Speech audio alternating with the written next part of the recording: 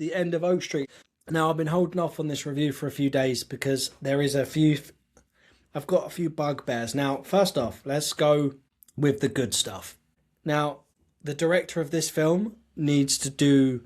because a Jurassic Park or a Monsterverse, something unique, because what he does with a lower budget dinosaur film is incredible. There's this great scene when somebody's trying to escape one of the dinosaurs, and because the budget's so low, they can't always have them on screen all the time. So he finds a way of creating fear and tension through sound design and through, so like it's behind a fence, you don't necessarily see it, but you can see the bushes moving. You know it's a guy that's been paid just to shake a bush, which is excellent.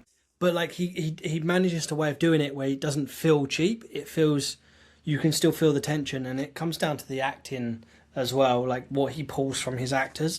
So Ewan McGregor and Anne Hathaway are a couple. It's the 80s. Their town gets pulled out to where the dinosaurs are at. And that's pretty much it. Now, when you do find out the why and the how and the what and the when and the who, it is genuinely... I didn't hate it. There wasn't one of my bugbears. I really liked that, and I love the production design in terms of, so the house is clearly a product of the 70s and the 80s. You've got equipment pulled from both because, you know, if you've lived there for long enough, it would be. The outfits, everything in that is pretty spot on. Even the dinosaur designs, I mean, they're furry. They look more realistic, and I really like that. They also are willing to take this in a lot more graphic place than I thought they would, and which genuinely surprised me. Overall, those elements are nice. They're good. Now, one of the things, the reasons I held off on this review, okay, is everyone in the reviews that I was seeing leading up to it was like, oh, Anne Hathaway's amazing. Well, obviously she is. The thing is, they give her everything. They give her character everything. I understand it's Anne Hathaway. She's one of the best. I get that.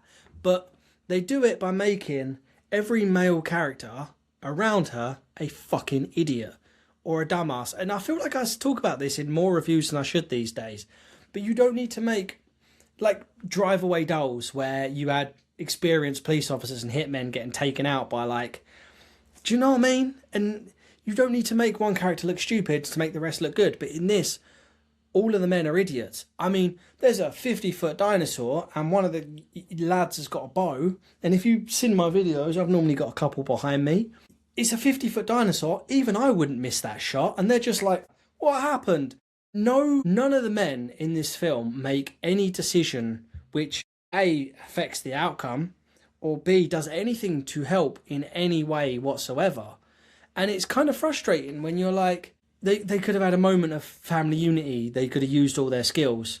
You know, the dad's always willing to rush into danger. The kid has a bow and arrow. The mum's brave. She's very smart.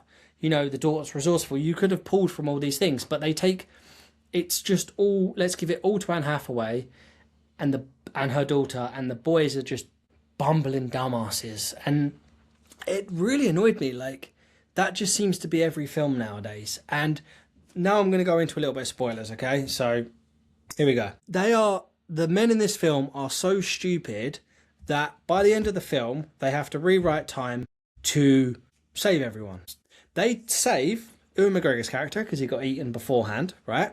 By pulling him out of time. So he is so useless that him not being there at all doesn't affect anything, and they send their old selves through the same situation without the dad this time, because they saved him, and nothing changes. And I'm confused by this ending, because the boy has a crush on the neighbour girl. He's watching her through the fence. It's not creepy at all. The men in this film are so useless that the daughter, so his sister, steals her with a look. Mid-80s, whatever. There's so many things in this film like that just really pulled me out, whereas there's so many elements that are great. And I'm going to go 2 out of 5 on this one. I know I'm in the minority. Everyone else seemed to love this film, but those elements just took me right out. That's where I'm at. Anyway, have you seen it? What did you think? Let me know down below and let's have a proper discussion.